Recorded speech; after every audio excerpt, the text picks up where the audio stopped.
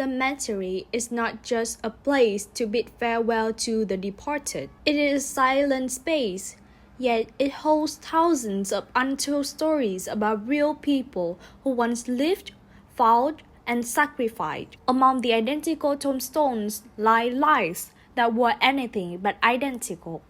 But to many young people today, these places seem like rows of nameless graves, so distant, so unfamiliar, and difficult to relate to. Why have cemeteries that once moved the entire generations now become so distant to today's youth? Is it because the war has faded into the past, memories have grown faint, or simply because we have never truly heard the real stories from these places? Begin this journey with one central question. How do war cemeteries convey stories to the new generation? Let's take a step back and ask, what exactly is a war cemetery? At its core, a war cemetery is a burial ground for military personnel who died in wars or armed conflicts.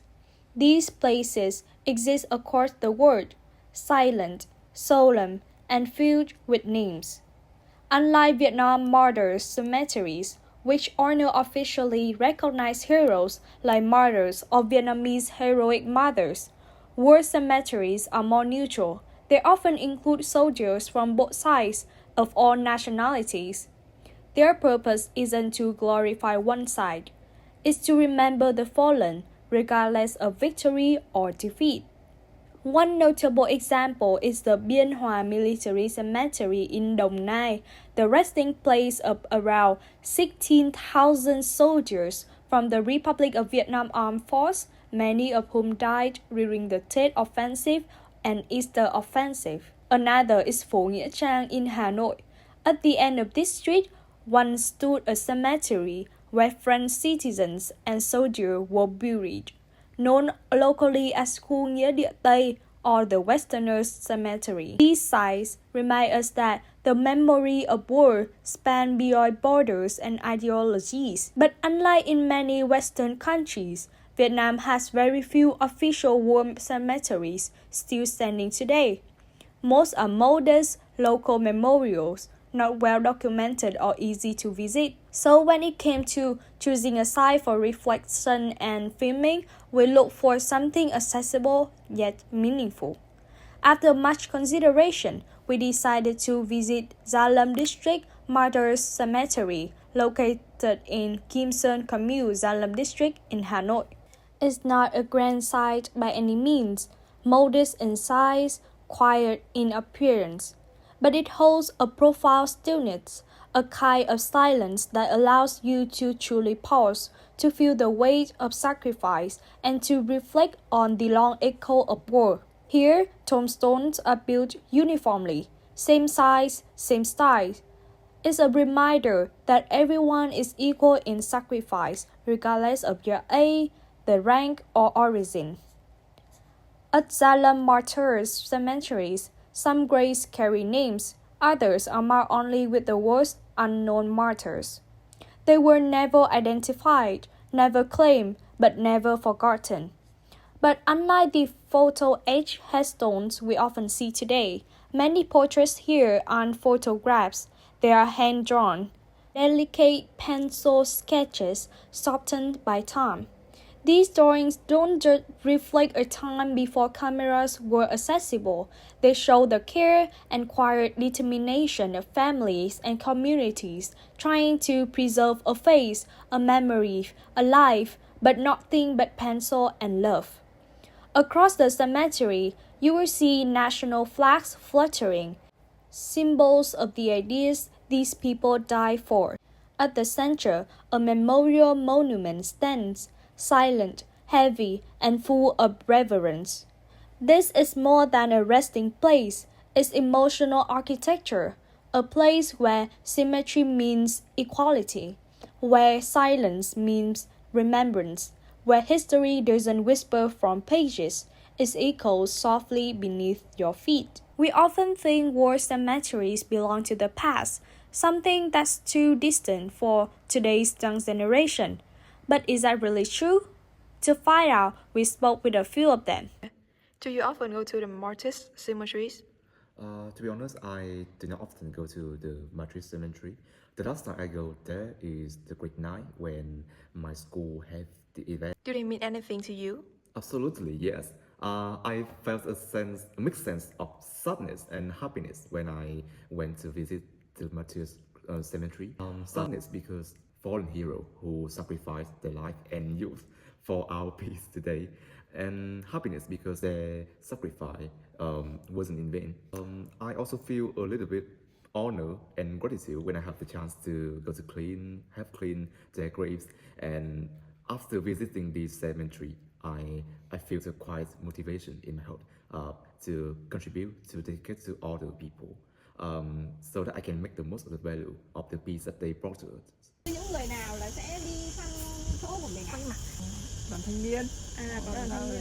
đi làm vệ sinh rồi cùng đi thắp hương cho các anh hùng liệt sĩ, Vâng. hay là các đơn vị như quân đội ấy. Ngày lễ là thường về để thắp hương. Vâng. Thế ở đây mình có hay thấy kiểu giới trẻ, học sinh, sinh viên như bọn cháu là hay đến đây để mà thăm viếng không ạ? Không có. Thế bác có hay thấy kiểu giới trẻ bọn cháu là đến đây để thăm viếng nghĩa trang không bác? Học sinh, sinh viên. Thế bình thường có các trường là kiểu sắp xếp cho sinh viên, học sinh đi không bác? Học sinh thì trường học sinh đây chỉ có mùng 29 này, Vâng. trường ở Kỳ Sơn này tổ chức lại. Thường cứ vào thì chỉ thắp hương thôi, còn lúc về trường thì người ta có phổ biến hay như nào thì chả biết được. Các trường ra đây thì người ta sẽ có hoạt động gì hả bác, kiểu mình thắp hương thế thôi ạ, hay là có kể chuyện để cho học sinh kiểu biết thêm về các anh hùng liệt sĩ? Không, đây ra chỉ thắp hương thôi. Chỉ thắp hương thôi ạ. Bọn con cũng muốn là được nghe thêm những cái câu chuyện về các anh hùng liệt sĩ, kiểu bác có thấy là có câu chuyện gì ấn tượng bác muốn kể cho bọn con nghe lại không ạ? Đây nó chỉ có cái gì ấn tượng. We realized that they didn't have much to share. As the younger generation, we went there hoping to learn about the sacrifice made by the heroes who had fallen there, but unfortunately, we were left disappointed. There were no information boards or resources to help us understand the historical significance of the place. This experience highlights a major barrier for young people in connecting with meaningful historical cultures when visiting war cemeteries. Without stories, resources, or context, it becomes really hard to truly grasp the sacrifice made by past generations. The absence of educational materials or personal stories prevents visitors, especially younger generation, from forming a deeper emotional connection to these sites. Such gaps in accessibility to history not only hinder the younger generation from understanding the profound significance of these places, but also make it difficult for them to fully appreciate the values of sacrifice, resilience, and heroism. Without a way to bring the past to life, it becomes just another physical location devoid of its rich narrative and emotional resonance.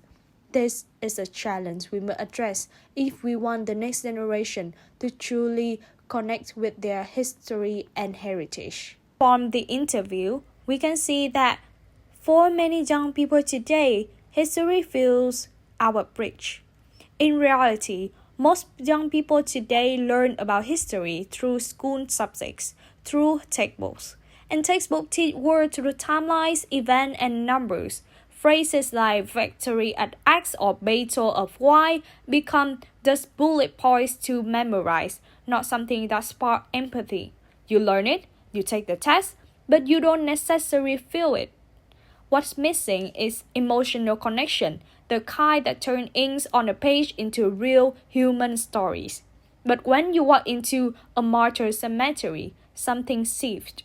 The silence, the rows of tombstones, the weight of the space, it makes world feel real more than ever before. It awakens emotion. War is no longer about fallen soldiers. It becomes Nguyễn Văn A, 19 years old.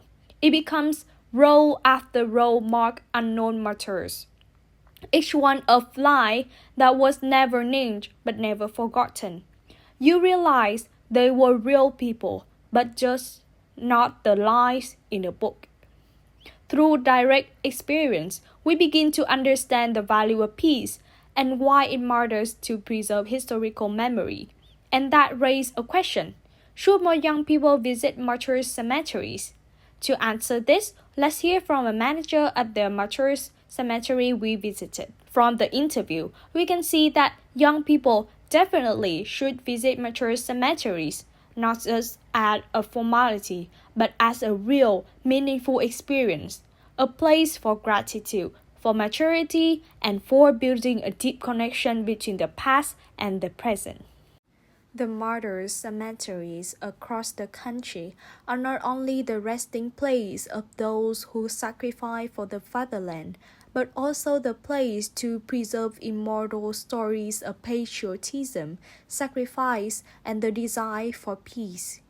To understand the losses and what remains, let's start with the telling numbers through an interview with the cemetery caretaker.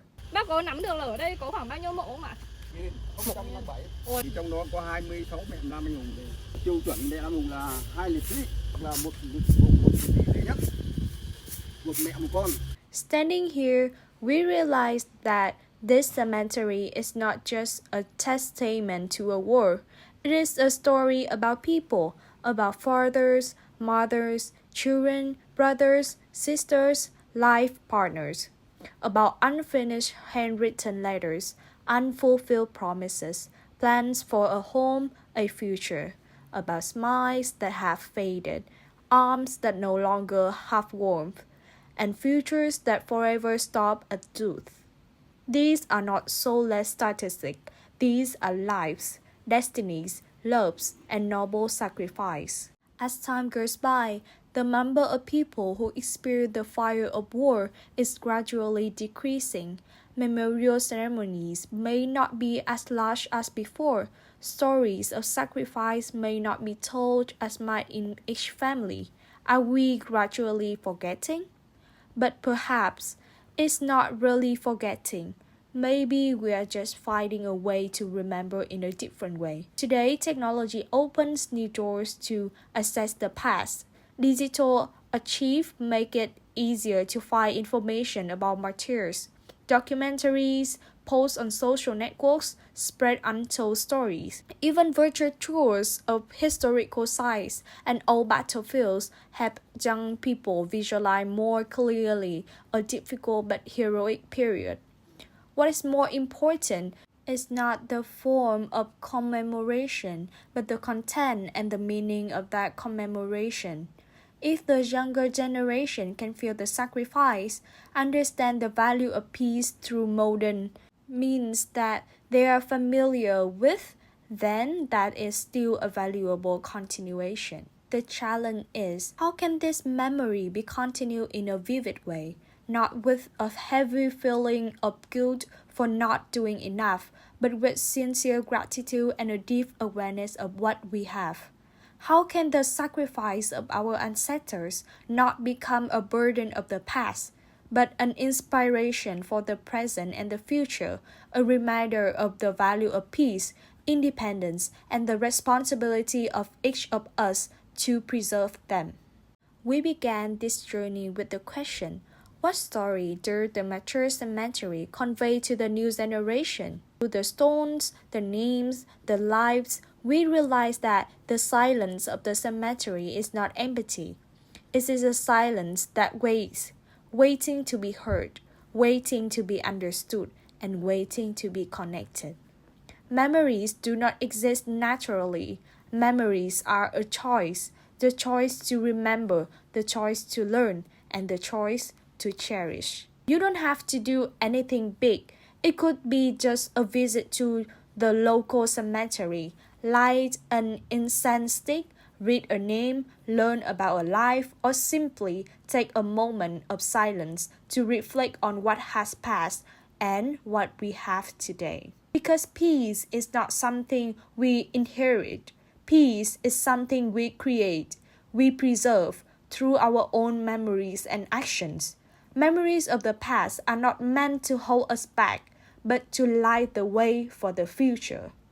The graves do not just hold the past, they silently give us responsibility for tomorrow.